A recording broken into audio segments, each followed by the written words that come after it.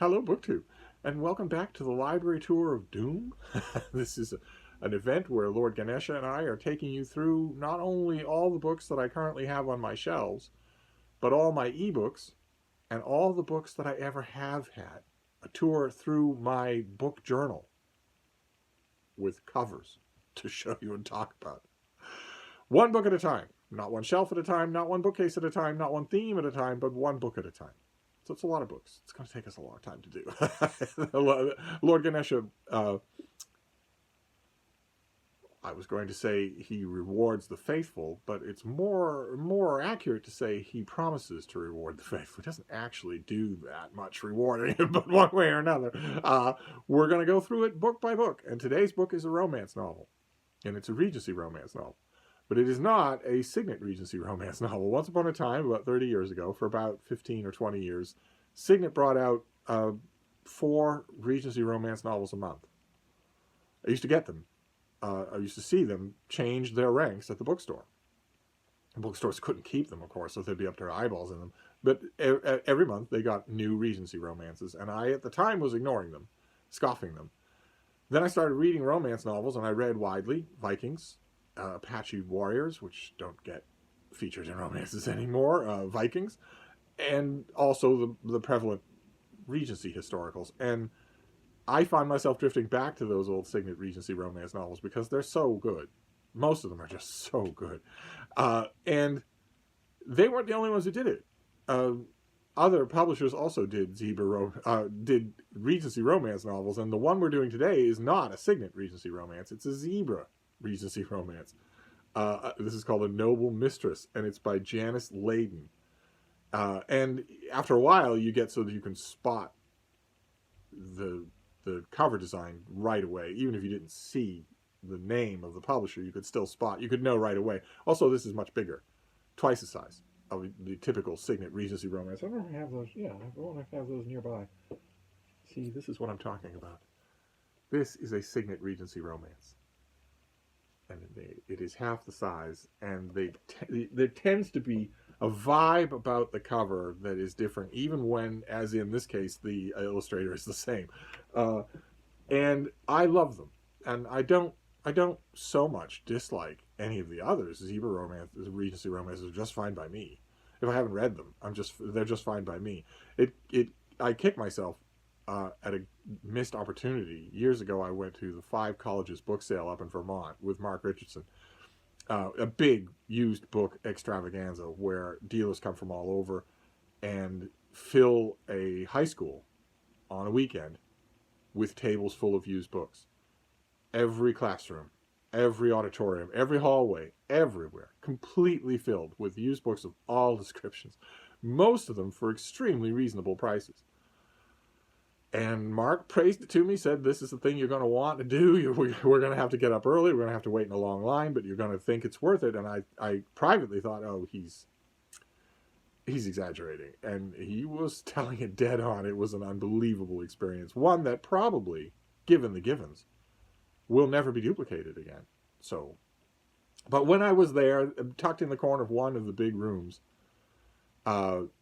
there were 3 or 4 tables of mass market romance novels, including 2 or 3 tables of old Regency novels. I think for 50 cents a piece or 25 cents a piece or something like that. And I spent a good 45 minutes picking around at those tables, making handfuls, making little stacks on the floor, and I still kick myself. I made a haul. That if you spelunk back far enough on this channel, you'll find it. I think I got like 60 or 70 romance novels. But I still kick myself because what I should have done was gone to one of the ladies who were minding those tables and said, I'll give you $75 for all of these. Just clear off these tables, box everything up, I'll take them all. I should have done that, and I didn't. And one of the reasons I didn't is because I was being extra picky. I was thinking, well, I want Signet Regency romance, not Zebra Regency romance. Stupid, stupid, stupid. Anyway, this book starts out with a normal premise, the normal kind of premise for a Regency romance. One of these programmatic, 4 copies a month Regency romance novels, where an extravagant gambler is out of control. He's married, he's a family man, but he's out of control at the gambling tables. He can't control himself, and he's not having the best of luck. And a predatory nobleman eggs him on to bet everything. The house, the family stately home. And he does, and he loses. And the nobleman wants to collect, which would dispossess the man and his children. Let me read you the back here.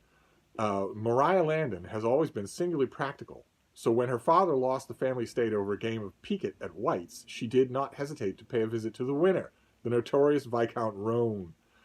And when that London rakehell suggested a scandalous means of paying off her father's debt, namely that she become his mistress, she was only surprised she hadn't thought of it first. Roan was astounded by the lovely Miss Landon. Obviously a lady, gently born and bred, she had nevertheless entertained his dishonorable proposition without a blink of her amethyst eyes. And what she doesn't know is that it wasn't just happenstance.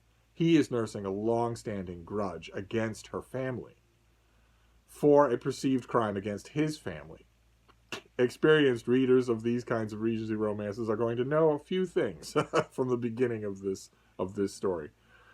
The first and foremost thing, of course, is that the two are going to fall in love, genuinely in love, not a bargain to save a family estate. And the second thing, sort of distantly on the heels of that, is that sooner or later, that family wrong is going to turn out to be a misunderstanding.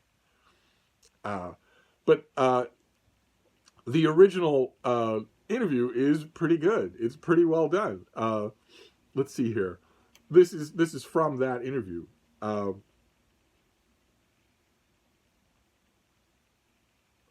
Let me see. She tells him, I suppose that, circumstanced as I am, pride, morality, and girlish dreams are luxuries I cannot afford. He blinked and sat up in his chair. Was she actually going to consider becoming his mistress? This whole conversation was preposterous. How could she really think that he would? And then he interrupts. Really, Miss Landon, he began, thinking that somehow he had got himself out. He had to get himself out of this with his pride intact. Really, I don't. Oh, but my lord, surely you must give me time to think on it, she interrupted earnestly. I must make certain that no other options, no other way before I could commit myself to such a course, she added quietly, her gaze never wavering from his face. As before, her nearly unflappable demeanor unnerved him. Any other female would have ranted at him through a veil of tears. But then she was unlike any woman he had ever met. He cocked his head and gazed quizzically at her. She could not truly mean that she would consider coming to his bed, although the thought brought a warm flush to certain parts of his anatomy.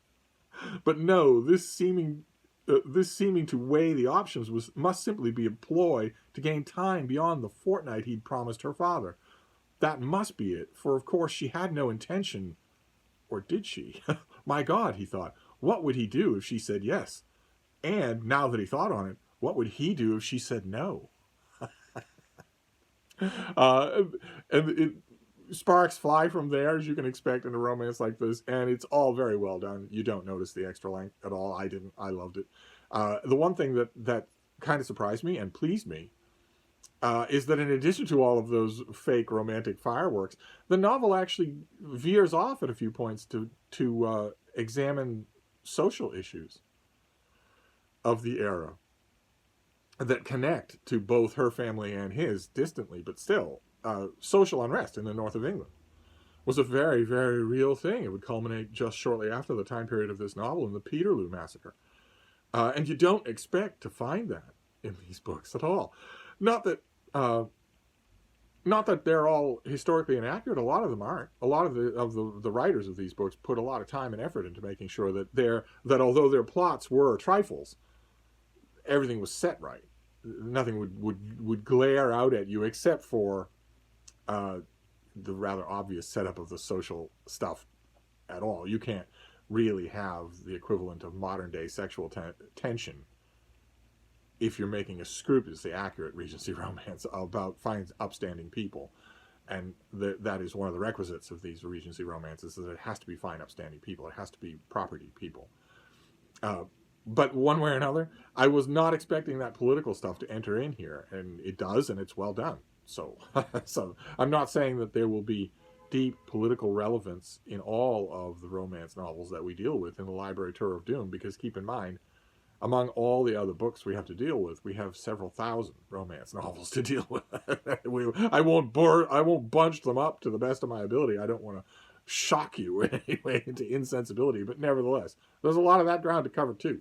In the meantime, it's a little bit churlish to recommend this, since I'm not sure how available it is, but that's going to be the case with a lot of books.